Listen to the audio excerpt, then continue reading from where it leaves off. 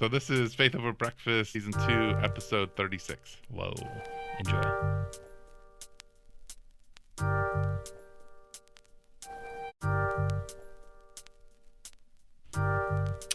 Eric, good morning. It's good to see you eating your pumpernickel breakfast sandwich. It's good to see that you are not wearing your headphones. I feel like my headphones change. It's good to see that you are scrambling to get ready to talk to me and Here I am. All right. There It's good. You are. Wow, we sound good. Yeah, I know. Let's just apologize if you listened to the last podcast. It wasn't our fault. I blame Michael. But it was our fault because he gave us instructions and we didn't read them. And this is But this is kind of how it is with the Bible. This is yeah, and I am the type that doesn't read the instructions before I put things together. Yeah, me too. And I'm sorry to everyone in my life who tried to drive your car. Inconveniences and who that affects. I'm sorry. But I don't feel like you're sorry. I just feel like you're apologizing to make it all better. Is that right? Yeah. Okay. Can you take your phone off the desk so it doesn't buzz and we hear it? Fine. Golly. Goodness gracious. Gosh. You put it on the hard plastic chair. Same. Crumpling. This is Faith Over Breakfast. We are very professional. We always do things to the highest quality standards, and we always plan. I got some feedback. Oh, brother. From my buddy Bob, who said he listened to our sexual ethics podcast. I think I looked back; it must be the one in September. He didn't clarify, and Bob, he thought we had really weak arguments back on that one, and so here's what I want to thank Bob for actually caring, and for actually talking to me about it. Did you listen to the podcast? I did, I did. And the recording quality wasn't great either, so that didn't help. So what we need to do, because the recording quality is not good for the first year and a half. I know. We just need to go back and revisit every single one of those topics. Do we? Yeah. Okay. But I said, Bob, you should come on the podcast and talk about it, because here's the thing. Who is Bob? Bob is Bob. You don't know Bob. I don't know Bob. I do know Bob. Well, okay, but what's Bob's qualifications to talk about sexual ethics? He's a human. Oh, a human being. Yeah. Okay, so he's a sexual being. He's a sexual being. He's a sexual animal. and I'm sure Bob appreciates that. I'm sure he does, actually. Hi, Bob. And I thought that'd be great, but here's the point. Like, I wouldn't be surprised if they were weak arguments. In fact, when I was listening, I went, sure, because we don't plan. So this is what you're doing is you're sitting down for breakfast or just after breakfast with us, and we are talking about something we have never talked to each other before, and sometimes we've never talked about the concept before. So this is we are pastors, and this is you're sitting in on our ponderings, not something that we have planned. So that's the concept of the podcast. I just want to reiterate that and then say to Bob, you're right. I listened back to it and I went, yeah, that wasn't the greatest. Some of that stuff that came up, we didn't even know was going to come up. But we want to get better at this because we have public conversations with people all the time. So anyway, I just want to go ahead and put out there, Bob, one of these days, I've invited you to the podcast several times. You have great thoughts. Get on here. Let's talk. I want you on the podcast. Bob, call me. There we go. All right. So with that, Eric, you put out a topic for the day. And then you responded by putting out another topic for the day. I didn't necessarily need that to be a topic. It popped up, and I thought it was interesting. It was very interesting. So it doesn't need to be the topic. That second thing I threw out was David Platt, who's a well-known pastor. He in the middle of his service, right before the end, someone pulled him aside and said, or maybe right before the service, or it was in the middle of the service, basically. He got pulled aside and somebody said, President Trump is coming to the church and wants someone to pray for him here today, right now. And so David Platt did pray for him up front, and this was an article about that. And did you listen to it? It was interesting. I read the article. Yeah, and knowing the context of that situation, I mean, what would you do? What would you do if Donald Trump, the president of the United States, is going to be here in 15 minutes or 20 minutes, and he is asking you to pray for him? Well, I mean, I'd pray for him. Right. That's what David Platt did. Yeah. And yeah. Okay. Oh, great. Great conversation. Yeah, I mean, what else are you supposed to do? I don't know. I mean, I just thought that would be a crazy moment to, oh, really? This is happening right now? I guess, yeah. So, and I did listen to his prayer, and I went, you know what? For having 15 minutes or so to wrap his mind around this, it was thoughtful, it was meaningful. I thought the president looked very uncomfortable. I thought he should have felt uncomfortable with what was said, because it was praying that he would live a quiet and peaceful life, and that he would exercise wisdom and discernment in everything that he did, and that he would submit to King Jesus, who is the king over all. I don't know. I thought it was very theologically astute, and prayed over him, and I would hope to pray that well. I was going to say, what do you think? What would you pray? About pretty much those things. Just let's just stick to the bait. Let's stick to what we know is true in the Bible and just pray for that. Yeah. Yeah. No matter who you are. Yeah. That's kind of. Yeah. Yeah. People should go look at it. Yeah. It's interesting. Yeah. the sermon was being is on video. So you can go watch it. Yeah. And then Donald Trump did a lot of, uncomfortable waving at the end, and I in my own mind was like, dude, just go, just keep walk off the stage, man, you're done. It was interesting, but I don't know, you're giving me a weird look right now. No, I'm just I was imagining, I'm just like, Donald Trump is a very interesting man. He is a very interesting man. Not the world's most interesting man. Oh, that position has been taken. Yeah. Anyway, so there's that. That's over. My topic. Yours was, you came to our church on Sunday. I did come to your church on Sunday. You sat right in the front row. I did. You gave everybody uncomfortable "I'm a pastor" looks from the front. It was, oh my gosh, it's like Donald Trump showing up. It was the same thing. Except I didn't ask for prayer. You did. I thought about it. You didn't. Oh, you did. Thought about it. Right in the middle of Ray's sermon, just being like, hey, I would like prayer for this very subject that you're talking about. Man. No, I sat in the front because I didn't want to watch relational dynamics. I didn't want my brain distracted by... You didn't watch everybody huggy kissy in front of you? Oh, no, I just... That's our church, by the way. Everybody's just... Hugging and kissing. Yeah, no. Or texting or falling asleep or... Yeah, I just didn't want to see, as a pastor, you're always watching and seeing all those things. And I just didn't want to have that in my head. I'm on vacation. And I wanted to enjoy the band and enjoy Ray. And yeah. So I did. Okay. Yeah. What was it like coming to our church? Tell me about it. Well, first off, I love coming to your church because I feel at home there, and in the sense that, I know a lot of people, and so I also felt pretty free to not have to go around and talk to anybody, which is nice, isn't it? It is nice, and I know I talked to a few people before I left.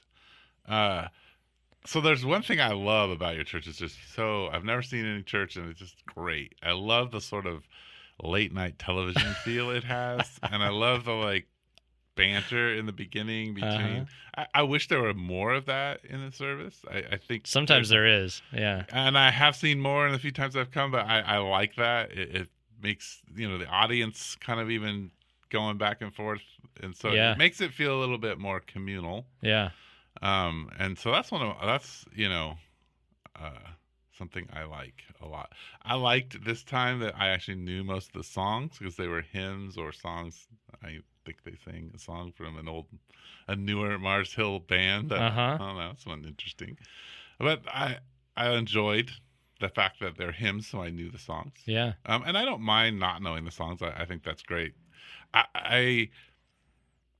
There is one particular thing that's frustrating to me about Mission Church. Tell me. Is sometimes I don't know what's going on. You know what? That's and we were, Ray, one of our elders, preached, it's been 2 years. And for instance, the Lord's table, zero explanation. He totally spaced it. And I noticed it was like I was on the verge of like going up there and going, "Oh, by the way," but I was like, "No, you know what? That almost makes it worse." Yeah, didn't need to kind of embarrass them or anything like that. Right. Yeah, but there's, even you guys don't put titles on your songs. Oh. So I don't know what song, and I don't know who's done it. I didn't even think about that. If I wanted to hear the song again, I wouldn't know how to hear it again. You go to Mission Church's Spotify. Right. That's the answer. It's all on there. Gotcha. Well, yeah, you guys put your but if I come and I know. If you just visit, you're not going to know that. Yeah. Unless you look at the slides. Right, and then I got to connect to Spotify. Well, or if somebody wrote the song at the church, I don't. It's just there's not a lot of information. Right. Besides, it's actually not legal, but we won't go there. Oh. Yes. Oh, yeah, because you have to say what the title of the song is. We do have our license, okay, but you got to put the title. Okay. Anyway, that's not important. It really is. Hey, guys at the church in charge of this stuff, you got that? No, it's mostly, I will forget to bring this up in a meeting. I just didn't always know what was going on. Yeah. From thing to thing, like things weren't completely explained. Yep. It was a particularly weak in that regard. Yeah. But other than that, I mean, that was the only real criticism. I was just like, I don't know what's happening. Things weren't explained. Mm-hmm. But besides that, that's the truth. I figure that those are also young church things. Yeah. We've actually been working on that. It's funny because in my notes, which I should just give them to everybody who I should give them my general kind of boilerplate, because I have just like in orange, it says, explain the next two things we're going to do, and then later on, just to remind me, because I get in a train of thought and I forget to do that kind of stuff. Right. So, I have these just bold highlighted things that remind me now, because I used to never do that. So we're trying to grow up, Eric. We're trying. I mean, we're 10 years behind you guys. Well, no. 10 years. Well, these are things we used to talk about all the time and still do. Yeah. You got to explain what we're doing. Everything has to be explained. Yep. Yeah, but I really love the message was good. I love the interplay between people. I really couldn't tell a dynamic in the congregation on purpose, so I chose to sit in the front. Because you did that. Yeah. Which feels awkward, by the way. Like, to sit in the front and to have, especially the way your guys' rows are, because you face, if you're in the front center, you're just facing nothing. Right, you can't see anybody, so it's just weird. You feel like you're floating out in the middle of nowhere with the band and the preacher. And you are. And you are at some level. Which is why nobody ever sits there. Right. But we've moved it back for a while. Okay. And nobody sat there then. It's like, I think we could move that front row outside in the parking lot. Nobody'd sit there. So whatever the front row is only going to be sat in by strange visitors. Yeah. Yeah. Like Eric Seepin from the village. We started putting the most comfortable chairs in the front. That's a great idea. Started filling them. I've joked about, like, we should just put a line of sofas right in the front row. Of your middle row is just all couches. You just have it all full. Yeah. I mean, and then it feels a little better because you're kind of down low and it doesn't feel as intense. Right. Well, that's a problem. I didn't stand up either because I'm tall, and being the guy in the front row, and then you're like standing up in front of everybody, staring at the. I thought you were just like refusing to participate. No. I was like, look at Eric. He's just gonna sit there. He's not gonna participate. I don't usually stand anyway. You're a non-stander. I'll stand if I'm in the audience, but when songs talk about standing, like, do you sing that part? It depends. I hate when songs prescribe what you're supposed to be doing. Yeah, I don't like when they say, there's an old worship song that said, like, it was a grateful song I sang, a huge bell I rang. I would just never sing. I was like, nobody ever has rung a bell that I know.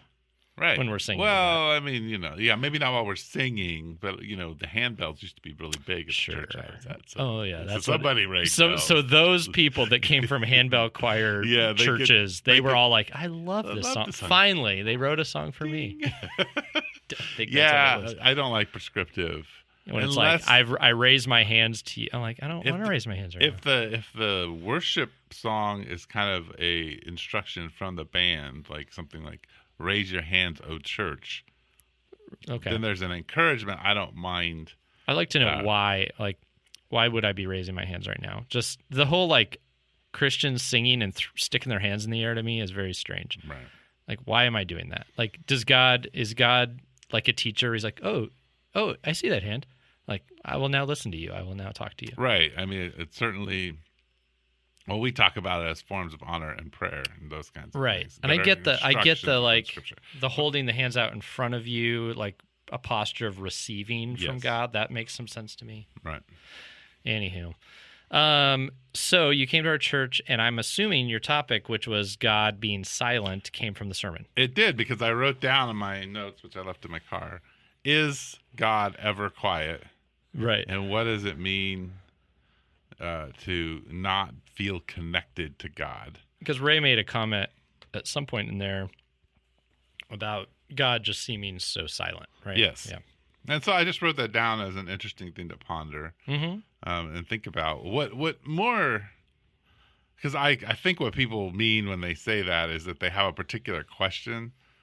Yeah. Or a particular direction in their life that feels confusing to them, and they don't feel like God is giving them a clear answer, so they don't feel like they have peace in their heart about something. Yeah, I've heard all. Well, yeah. I mean, I think that's what they're meaning when they say those things. Yeah. Do you think, by just to throw this out there, do you think peace in your heart is the prerequisite that you're supposed to have to do something? No, I don't. I just Yeah. think that these are the things that they're talking about. I also think we relate, or when people are saying those things, we relate to each other. I mean, to God like we relate to each other. So maybe I came in here the podcast early and I'm like, oh, I feel disconnected from you, and then we have a meaningful conversation, and then I feel connected to you. Mm-hmm. So it's kind of an emotional state, right? And so that's why I wrote down, is God ever silent? Because I don't think he ever is. Yeah. I think God is quiet, like human beings are quiet on particular issues. Sure. Or God he can sit quietly with you, like there isn't like a storm of, hey, he's not my son, just always wanting to talk to me. Yeah. Like he's not that kind of talking. Or, somebody who just wants to always talk to you and tell you what's going on in their life. But it's pretty clear, through Scripture, through the Psalms, the beginning readings of Romans, that the creation is speaking. Yeah. It's pretty clear all the way through New Testament that the church is speaking. It's pretty clear that Scripture is the words of God. So God has spoken in his word, and then as the church declares it to one another, God is speaking through that. So God's never silent. Right. The question then but people feel disconnected from God, far away from God. There are passages about seeking God and being found by God. Paul in Acts 17 says, God's not he's just a hand grasp away. He's telling the people on Mars Hill, you're just, waiting to be sought and he will find you, those kinds of things. I was trying to look up song lyrics. Did you ever hear I think there's an old Andrew Peterson song called The Silence of God. Did you ever hear that? It was I'm not connected to the internet. So, I was trying to look up the lyrics to it just to see how he processed it. It was a thoughtful song.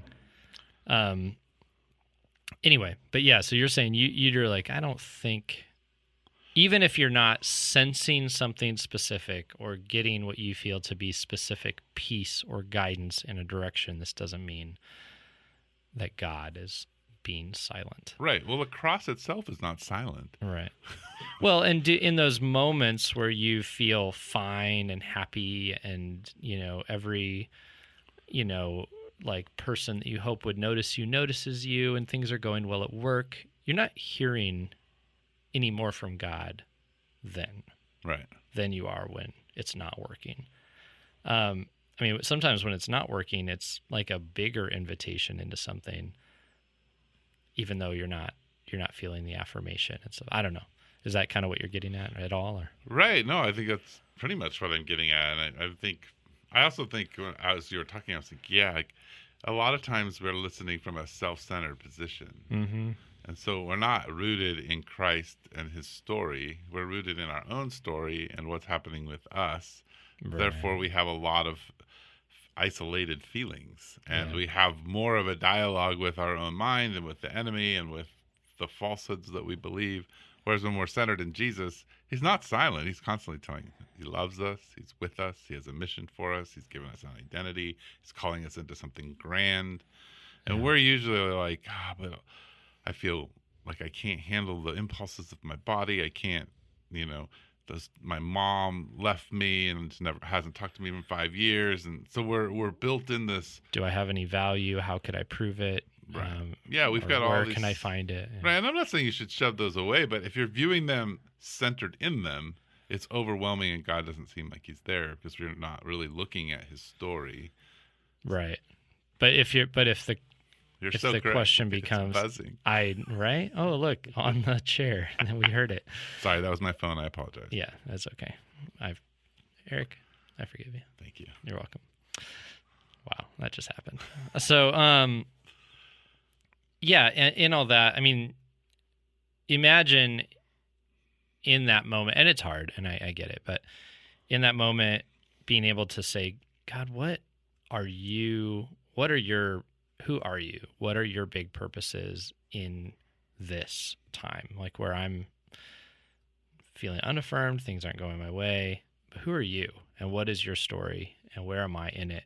Instead of like what we go to is like, I am the center of this story. It's not working. God isn't working for me. God isn't involved. He's not talking to me. He's talking to all the happy people, not talking to me. Yeah, this is a weird thing. I was listening to NPR on the way here, and you always trigger weird thoughts when I listen to you. Like, oh, really? Yeah, I mean, you get me thinking like talking. Cool. And I was listening to Johnson, and the Johnson's caught up in that whole suit with pharmaceutical stuff and. The company? Yeah, Johnson the company. Johnson? Okay. But they're also held up as the example of how you deal with corporate crisis. In 1982, when the Tylenol tampering thing happened, they completely pulled everything off, and they redesigned everything so you can't tamper with it. Yeah. Or it's harder. And so part of that, they said, was it goes back to their whole charter, which is it's the patients, the doctors, the nurses, the moms, and the dads. It's about them. The profits will come later. Okay. And I feel like that's, when I want my marriage to be in a good place, it's about my wife, my kids. Ultimately, it's about Jesus and my wife and my kids. Man, I just had a discussion along those lines about local business, about how if the big thing is winning and if the big thing is money, and relationships are just tools for that. Tools. Like you will probably lose it all in time, or at least like you'll be just in your own self-oriented world in which everybody's kind of just doesn't like you. Right. But when you're about others and the community, and we were talking about some businesses that have been around here in Tucson for a long time, and some of them didn't just blow up immediately, but they've been here. The owners really care, and how the people have embraced them and like kind of won't let them die. And how, in a way, that's that idea that like the success comes with that trust. And, right. Yeah. Anyway. Well, it seems like it's a true principle. It's that when it's not about me, right? And I can rest. I mean, from a gospel perspective, in Jesus's story and identity and his mission in the world. It's so much easier to hear him. Yeah. It's also better. It at least gives me some sense of meaning and purpose in my own suffering. It changes my perspective on all of the pain and suffering that I have experienced, or the emotional emptiness I have right now. Like whatever that is, like where I feel like, oh, God's not giving me, point by point instructions for the rest of my life, which, that's something I struggle with all the time. Like, okay, God, what am I supposed to do? Right. But when I say, well, you're not telling me and you feel like you're far away. No, if I'm like, you died for me, you have a plan. Right now, it's not important that I know about it. You apparently have other things you want me to think about and wrestle with. And so when I can kind of make that shift, right, then I'm like, okay, God, it's not about God being silent. It's about me being human and broken, and in a world that's just constantly pushing on that. Yeah. And so I don't know. I think it's hard for me partly too because I think everybody I talk to and I hear outside of my church is, I mean, it comes down always to me and my struggle and the way I'm perceived and the way things Right. are. When really it's pretty clear in Thessalonians that the will of God is, that we're supposed to pray without ceasing, have joy in everything, and give thanks.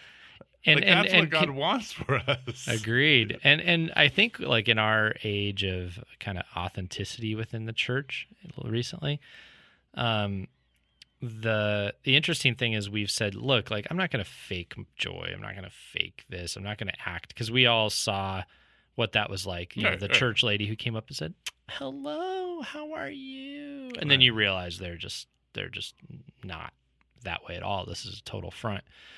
And so we haven't wanted to do that. So I think we've kind of ignored some of that stuff. We kind of threw the baby out with the bathwater. But how would you encourage people in your church to pray without ceasing and to be joyful in all things, including trials, without that kind of veneer of happiness that we've all kind of said that can't be right? Well, I mean, I think first, praying without ceasing is, I think, at some level, learning to be in a constant conversation with God wherever you are, which means it's okay. So the authenticity is first with God. Yeah. In a conversation. Right. So if you're going to be authentic, start there. Don't start with me. God gets a lot. In the past few years, God's gotten a lot of me just kind of going, ah. I mean, those have been prayers where I've sat down in the truck or whatever, and I've just been like, God, why? Right there. And I have no more to say. And I've realized, actually, that was great to express that, like, to a loving father who wants to hear it. Right. And then the consolation that sort of comes even just with offloading that to somebody who cares and can actually. Well, and somebody who said, "Give me your burdens." Right. And I'll give you something lighter. Right. Right. And then I do tend to, like, throughout the day, because, throughout my life, like, God's word has been, kind of stuck down in my heart throughout the years. And something will come to me where I go, I'll just remember something and go, yeah, right. I'll never leave you. I'll never forsake you. Place your burdens on me. I care for you. Okay. Right. This sense I have isn't, God's telling me another thing. Yeah. And I think that then the prayer without ceasing is being ready, so when you hear someone say, man, I just don't feel connected to God, instead of saying, well, let's theologically think about that. You're not centered in Jesus and the gospel. You're centered in yourself. And that's why you don't feel connected. Saying XYZ. Yeah. Hey, let's just pray. Let me pray for you right now that you will find God because he's here. And so it's like being willing to say, I don't need to have the answers for this. I don't need to tell you your exact little breakdown of your, psychological and theological problem. I just need to bring you before the great physician and pray for you. Because it says, the prayer of a righteous man availeth much, at least what James says. And so I think that's the thing that then will spawn thankfulness, because you begin to watch Jesus work instead of you working. Yeah. And he changes your priorities, and he does help you root into his story when other people begin to pray for you, when you're having the conversations with him. It's a big part of it. What do you think that old English prayer availeth much? What do you think that means? If you were to put that in the Eric Siepen 2019 translation, how would you say it? Well, I always teach, and this is it's in James. It's in James chapter 5, right? I think I'm bad at references. Yeah, it's at the end of James, and it's talking about coming before the elders. Yeah. But I think contextually you can make the argument that righteousness only comes through Christ. Sure. So there are no righteous men praying for anybody. So how would you phrase it? Right. So it has to be people who you are righteous. So your prayer has a great impact. It's how availeth much. Okay. I think it's a way of stepping in and having faith for someone who's wrestling with faith. would it be accurate to say God always listens to his children Yes. or something like that? Like, because if to be his child is to be made righteous in Christ and to have the status of a son. And so there is a theological layer to saying that. I will say something, just because, the persistent widow, that availeth much. Yeah. Yeah, there is something to regular, like, because you're persistent with someone who has the ability to solve your problem. You're not persistent with somebody who doesn't. Right. Yeah. Well, and I just see it in my son, who loves he's a complete extrovert, so he loves hanging out with people, and he loves hanging out with me, and so he's just there all the time, talking and engaging, and he gets a lot of much. He availeth much. He gets a lot of what he wants, and he learns a lot. Yeah. Because of that. And so, I think it's a powerful, it makes parenting a lot easier. You don't have to go find him. Yeah. Yeah. Right? The introverted child is, you have to go find that child to parent them. So how do you teach this? Okay, because I'm like your son. In my life, I ask for things. Mm-hmm. I'm always talking, like some stuff happens because I'm just out and about. And so people go, oh my gosh, like you get so many things done. And it's like, only because I'm just talking about it with people or whatever. And then I know people who they just feel like their life is going nowhere. And I don't even want to say it, but I'm like, well, but you just sit in your house. Like that's what, like if you're going to have like build your career, you can't do that. Like you have to press into these things. But I recognize that, like your son, I'm extroverted. Mm-hmm. A lot of the folks I'm talking about it by nature, like that is not something that comes natural to them. So how do you speak to those people about God, like availing much with God, like people who their inner sense is, I can't come before him. I don't really know if it is worthwhile. Like they don't feel the comfort level that perhaps you or I feel to just go, God, whoa, what's going on? Hey, God, I'd really love to have this. Like, I'd just love to see your kingdom come. Please help. And people everything internally screams, you can't talk to God. Like, how do you encourage them to do what doesn't feel natural to them? Because to some of us, it feels fine. Right. Well, and I think if you're just talking about extroverts and introverts, it's like spiritual introverts. Well, introverted people do like to have long, drawn-out conversations with people. So if someone's sitting at home and they're struggling to hear God, and they're not having, one day they have a 3-hour kind of convo with God, and then it goes a couple days, that feels like an introvert. Whereas extroverts are like, yeah, I've had 5 minutes here, 3 minutes there, 10 minutes there. Oh, I got a half hour here. But the introverted person would have longer periods, and then they need to recharge. Right. But if they're saying I can hear, then I'd say they're probably depressed. They're at home. They're not around people, and so it's a bigger issue than just. There's that. Yeah. There are other. It's different than just being introverted or extroverted. That's sure. Because my wife is introverted, and she doesn't have every single day she spends time with God. But what she does is she finds these like big, long chunks of time. And she loves to go find a place all by herself and then talk out loud for as long as she can to God. Because she needs this sort of alone, intense, extended period to get connected. And then that lasts for a couple days. And then she's back to needing that, Yeah. And I think it's important for us all to understand that we don't have the same relationship with God. Just like kids, like look at any family.